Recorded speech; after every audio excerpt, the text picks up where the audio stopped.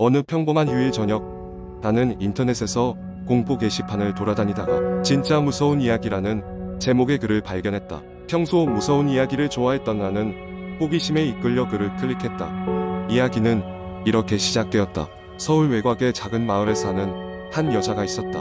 그녀는 남편과 어린 딸과 함께 조용한 시골 생활을 즐기고 있었다. 어느 날 해가 뉘엿뉘엿 지고 있을 무렵 딸이 마당에서 놀다가 갑자기 집 안으로 뛰어들어왔다.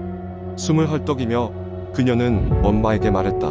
마당에 이상한 사람이 있어. 엄마는 무슨 일일까 싶어 창문으로 밖을 내다보았다. 하지만 마당에는 아무도 없었다. 잠시 후 딸은 다시 창밖을 가리키며 말했다. 저기 저 남자가 있어. 그러나 엄마가 다시 밖을 내다보았을 때도 여전히 아무것도 보이지 않았다. 아이가 틀림없이 뭘 잘못 본 거라 생각하고 그날은 그냥 넘어갔다. 그러나 그날 밤 가족이 모두 잠들었을 때 이상한 소리가 들리기 시작했다. 누군가가 집 주위를 빙빙 도는 것만 같은 소리였다. 엄마는 겁에 질렸지만 혹시나 바람 소리나 다른 자연적인 소리일 거라고 스스로를 다독였다. 하지만 소리는 점점 선명해졌고 마치 누군가 문 손잡이를 잡고 돌리는 것만 같은 소리도 들렸다. 다음 날 아침 엄마는 이웃에게 어젯밤의 일을 이야기했다. 이웃은 무척 놀란 표정으로 말했다. 혹시 마당 어귀에 있는 오래된 나무를 본 적이 있나요? 엄마는 고개를 끄덕였다. 사실 그 나무에는 오래전부터 전해 내려오는 이야기가 있어요. 그 나무는 옛날 마을을 돌아다니며 사람들을 괴롭히던 남자가 처형당한 위치래요. 그의 영혼은 아직도 그 나무에 묶여있다는 전설이 있죠. 엄마는 그 이야기를 들으며 등골이 오싹해졌다. 이내 마을 사람들은 그녀에게 그 나무를 베어버리라고 충고했지만 그녀는 망설였다. 나무를 베는 것이 오히려 더 큰 화를 부르는 것은 아닌지 두려웠기 때문이다. 시간이 지날수록 딸은 이상한 행동을 보이기 시작했다. 밤마다 잠에서 깨더니 창밖을 뚫어지게 바라보거나 마치 누군가와 이야기를 나누는 것처럼 혼잣말을 했다. 엄마는 걱정이 되어 딸에게 물었지만 딸은 그저 그 남자가 나에게 자꾸 얘기해 라고만 대답했다. 결국 엄마는 결심을 하고 전문가에게 도움을 요청했다. 전문가가 집을 방문했을 때 그 역시 이상한 기운을 느꼈다고 했다. 그는 오래된 나무를 제거하는 것이 좋겠다고 충고했다. 모두가 보는 앞에서 나무를 베기로 결정한 날, 전문가와 함께한 마을 사람들은 무한 긴장감에 휩싸였다. 나무가 쓰러지는 순간 갑작스럽게 하늘이 흐려지며 폭풍이 몰아쳤다. 마치 자연마저도 그 나무를 보호하려는 듯한 기세였다. 그날 밤 가족들은 마지막으로 무서운 꿈에 시달렸다. 그러나 나무가 사라진 후로는 딸도 더 이상 이상한 행동을 보이지 않았고 집 주변의 괴상한 소리도 사라졌다. 마을에서는 이후로도 그 나무와 관련된 전설을 사람들에게 전하며 조심할 것을 당부했다. 이 글을 읽고 난 뒤 나는 문득 내가 사는 집 주변을 둘러보았다. 다행히도 아무런 이상한 나무는 보이지 않았지만 마음 한구석에 알 수 없는 불안감이 스며들었다.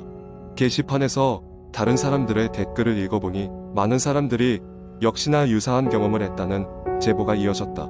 누군가는 밤마다 느껴지는 기묘한 기운에 시달리고 누군가는 어딘가에서 들리는 수상한 발소리에 불면의 밤을 보내고 있었다. 지금도 어디선가 그 나무 같은 존재가 있지 않을까 하는 생각에 몸이 오싹해진다. 두 번째 이야기. 서울에서 차로 2시간 남짓 달리면 도착하는 작은 마을이 있다. 이 마을은 한때 금광 산업으로 번성했던 곳이지만 지금은 시간이 멈춘 듯 고요하다. 그러나 이 마을에는 오래전부터 내려오는 기묘한 전설이 있다. 마을 외곽에 위치한 깊은 숲에 대해선 이곳 주민이라면 누구나 한 번쯤 들어봤고 그곳을 지나가게 될 외부인들에게는 반드시 주의하라고 경고한다. 전설의 시작은 일제강점기로 거슬러 올라간다. 이 시대에 일본군은 마을 인근의 금광을 점령하고 수많은 조선인을 강제 노동으로 동원하여 금을 채굴했다. 노동 환경은 가혹했으며 부족한 식량과 끊임없는 노동 강요로 많은 이들이 목숨을 잃었다. 희생자들의 시신은 제대로 묻히지 못한 채 숲속 이곳저곳에 버려졌다. 시간이 지나면서 그들의 원한이 썰인 기운이 숲에 깃들게 되었다고 전해진다. 숲에는 단순히 들어가면 안 된다는 미신이 존재한다. 특히 날이 어두워진 후에는 절대로 숲에 발을 들여놓아서는 안 되며 그곳에서 이상한 움직임이나 소리가 들려와도 돌아보지 말고 무조건 밖으로 나와야 한다고 한다. 그렇지 않으면 숲속 깊은 곳으로 빨려 들어가 영원히 돌아오지 못하게 될 것이라고. 몇 해 전 한 젊은 도시 남자가 휴가를 보내기 위해 이 마을을 찾았다. 그에게는 도시 생활의 번잡함을 피해서 조용히 자연을 즐기려는 계획만 있었을 뿐 마을의 기묘한 전설에는 전혀 관심이 없었다. 마을 사람들이 매일 밤 숲속에서 들려온다는 이상한 소리에 대해 설명할 때도 그는 비웃으며 단순히 바람에 나뭇가지가 부딪히는 소리라고 믿었다. 어느 날 저녁 그는 숲의 전설을 확인해보자고 결심했다. 혼자서 숲으로 들어가는 남자를 걱정스럽게 바라보는 주민들의 시선을 뒤로 한 채 손전등 하나를 들고 좁은 산길을 걸어 들어갔다. 초반에는 그저 흔한 숲의 풍경이었다. 그러나 점점 밤이 깊어지고 숲의 깊이에 들어갈수록 그를 둘러싸고 있는 공기가 다르게 느껴졌다. 모기와 벌레 소리조차 사라지고 자신이 내딛는 발걸음 소리만 크게 울려 퍼졌다. 숲의 깊숙한 곳에서 그는 발걸음을 멈췄다. 뭔가 그의 등을 긁는 듯한 섬뜩한 느낌이 들어 뒤를 돌아보았다. 그러나 그곳에는 아무것도 없었다. 다시 앞으로 향하려는 순간 바로 앞에서 누군가 그의 이름을 부르는 소리가 들려왔다. 그것은 도시에서 늘 듣던 익숙한 친구의 목소리였지만 동시에 너무나도 낯선 무언가 기괴한 소리였다. 그의 심장은 미친 듯이 뛰기 시작했다. 지금 돌아가야 한다는 강렬한 본능이 그를 재촉했지만 호기심 어린 마음이 멈칫거리게 만들었다. 그는 한 걸음 한 걸음 소리가 난 방향으로 다가갔다. 그리고는 아무도 없을 것이라고 예상했던 그곳에서 그는 자아를 잃을 듯한 존재를 마주하게 되었다. 나뭇가지로 이루어진 형상 구슬로 된 곳을 눈으로 가진 그것은 그의 눈을 응시하고 있었다. 손전등이 비추는 미미한 빛 속에서 그것은 이질적인 기운을 내뿜고 있었다.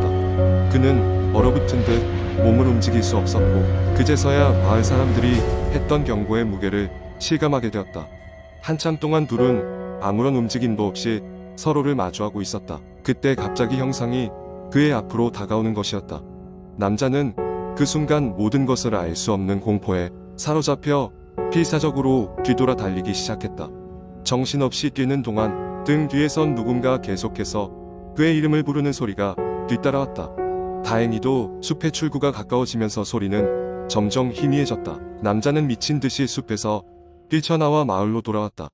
숲에서 마주쳤던 형상과 소리는 그의 머릿속에 깊이 각인되었다. 그날 밤 이후로 그는 마을을 떠났지만 생생했던 그 경험은 어디에서도 잊을 수 없었다.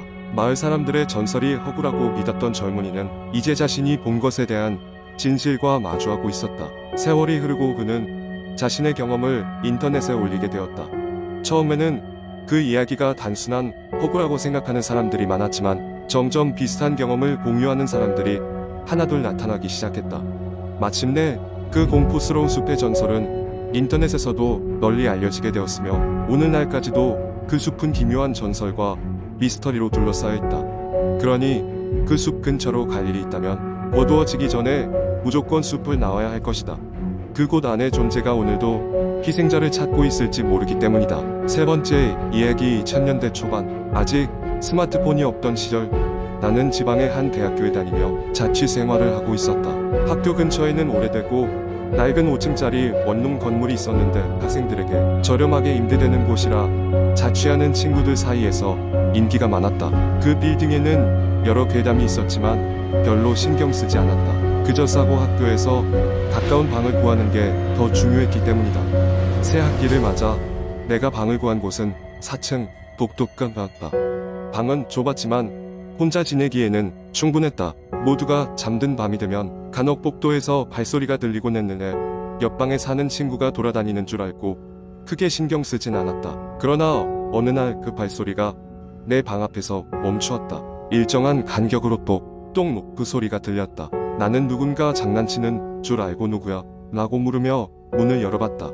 그러나 복도에는 아무도 없었다. 그저 차가운 바람 소리만이 들릴 뿐이었다.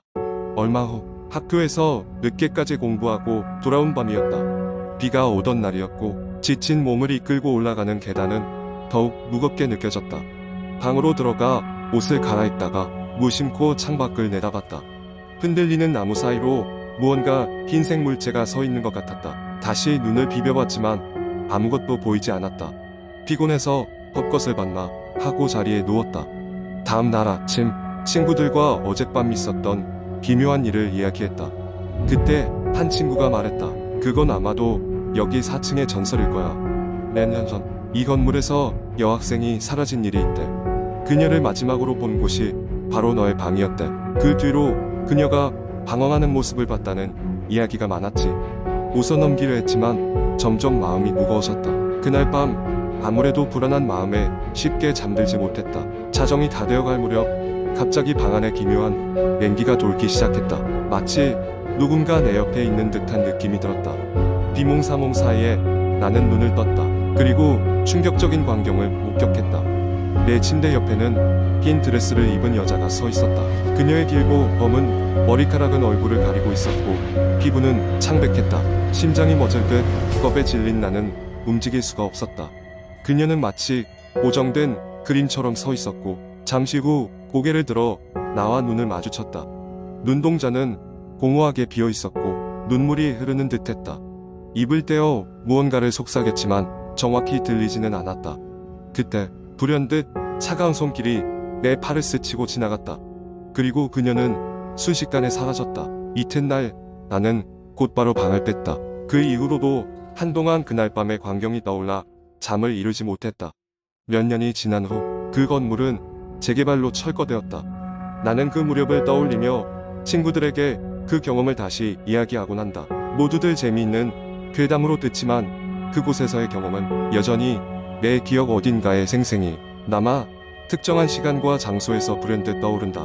세월이 지나도 풀리지 않는 수수께끼 같은 경험은 사람들 사이에서 새로운 괴담으로 전해지곤 한다. 과연 그 밤 내가 마주했던 여자는 누구였을까? 그녀는 아직도 그 공간 어딘가에 머물러 있는 것일까? 여전히 미스터리로 남아있는 그 질문들은 상상 속에서 무수히 많은 가능성을 불러일으킨다.